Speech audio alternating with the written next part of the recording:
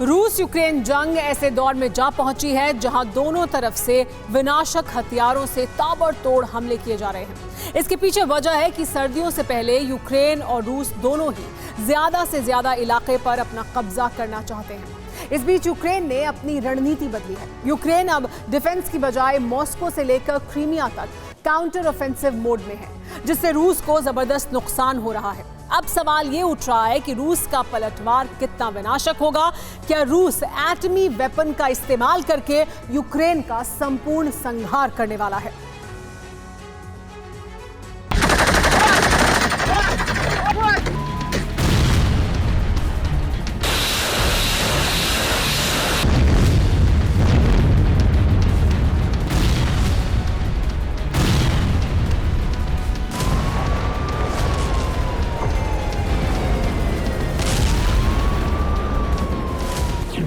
Sevastopol के बदले Odesa, रूस का अटैक दोगुना।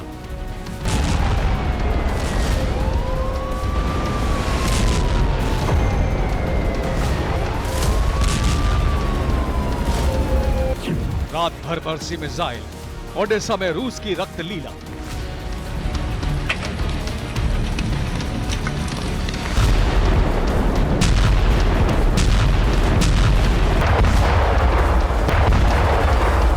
एक एक तस्वीर को देख लीजिए, ऐसा लग रहा है जैसे तबाही का ज्वालामुखी फट पड़ा हो।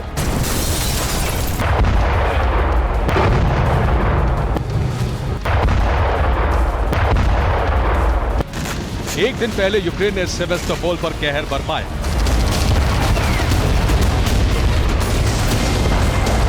उसके तुरंत बाद रूस ने पलटवार किया तो ओडेसा में कोहराम मच गया।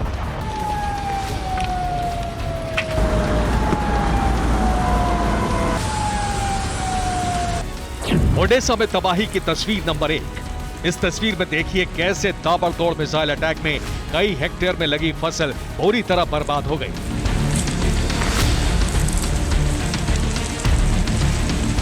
ओडेसा में तबाही की तस्वीर नंबर 2। ड्रोन अटैक में एक व्हीकल डिपो पूरी तरह जलकर खाक हो गया। उसमें खड़े कई वाहन जल गए।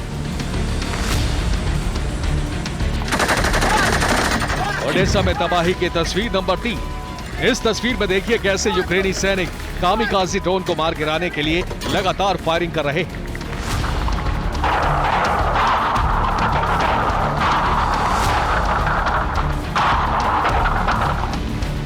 ओडेसा में रात भर मिसाइलें चिंगारती रही। ड्रोन टारगेट को तहस नहस करते रहे। कई मीटर ऊंची लपटें उठती रही। रात भर सायरन बजते रहे। ऐसा लग रहा था जैसे ओडेसा शमशान में बदल गया हो।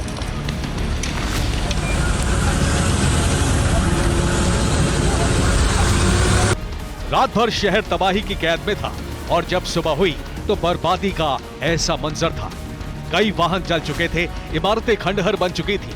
दिन में भी तबाही की तस्वीरें डरा रही थी।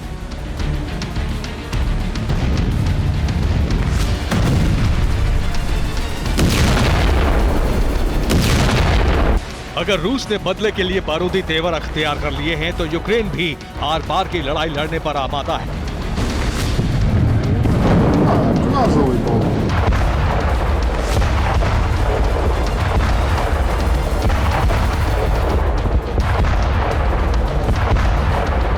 खासतौर से नए रक्षा मंत्री रुस्तम के आने के बाद से यूक्रेन ज्यादा हमलावर हो गया। सेवेस्तोपोल के बाद येवपातोरिया पर भी यूक्रेन ने जबरदस्त अटैक किया, जिसमें येवपातोरिया के साकी एयरबेस को काफी नुकसान पहुंचाया। इसमें सबसे खास बात यह है कि यूक्रेन ने रूस के डिफेंस सिस्टम S-400 को उड़ा दिया।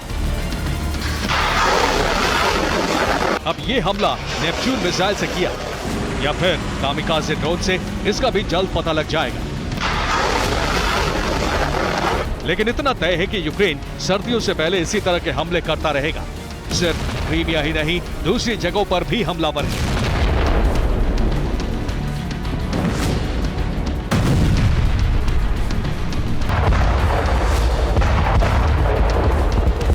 ये भी ओडेसा से आई तस्वीरें हैं जहां रूस की पूरी सैनिक टुकड़ी को यूक्रेन ने उड़ा दिया। देखिए, रूसी सेना के जवान एक इमारत की तरफ बढ़ रहे हैं। उन्हें यूक्रेन का ड्रोन फॉलो कर रहा था। बिल्डिंग में घुसने से पहले एक जोरदार धमाका होता है और सारे के सारे रूसी सैनिक मारे जाते हैं।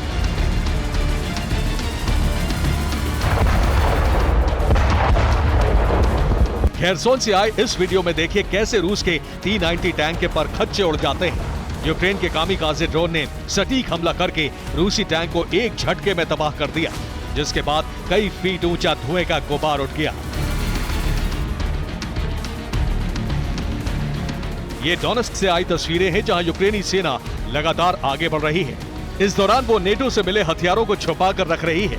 जैसे ही रूसी ठिकाना ड्रोन को नजर आता है, उस पर ताबड़तोड़ रॉकेट दाग दिए जाते हैं। अब ये लुहांस्क से आया वीडियो देखिए। इसमें साफ दिख रहा है कि कैसे रूस यूक्रेन को तबाह करने पर आमादा है। रूस ने लुहांस्क में क्लस्टर बम का इस्तेमाल किया।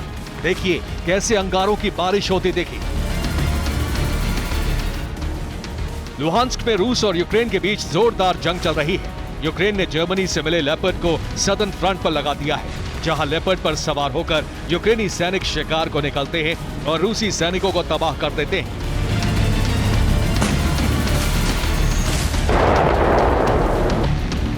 उधर रूस भी लुहांस्क में यूक्रेनी सैनिकों को तगड़ा जवाब दे रहा है। रूस ने इन्फेंट्री व्हीकल बीएमपी को उतार दिया है। फ्रंट लाइन पर बीएमपी लगाकर लगातार फायरिंग की जा रही है।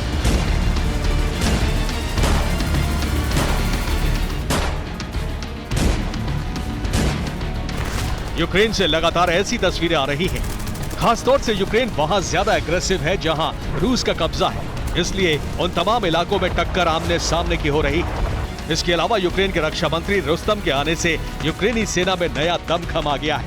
यही वजह है कि खौफनाक युद्ध का नया अध्याय शुरू हो गया है। सर्दियों से पहले दोनों देश एक दूसरे पर हावी होने की कोशिश में हैं। इसलिए यूक्रेन कामिकाज़े ड्रोन का जमकर इस्तेमाल कर रहा है, जबकि रूस रॉकेट मिसाइल से तबाही मचा रहा है। इतना ही नहीं, फास्फोरस बम और क्लस्टर बम से यूक्रेन को दहला रहा है। बदला लेने को यूक्रेन जेडैम गाइडेड बम का इस्तेमाल कर रहा है। यानी नए और विध्वंसक हथियारों से जमकर हमले किए जा रहे हैं, जिसमें कीव से लेकर क्रीमिया तक भारी तबाही मची हुई है। Bureau report, TV9।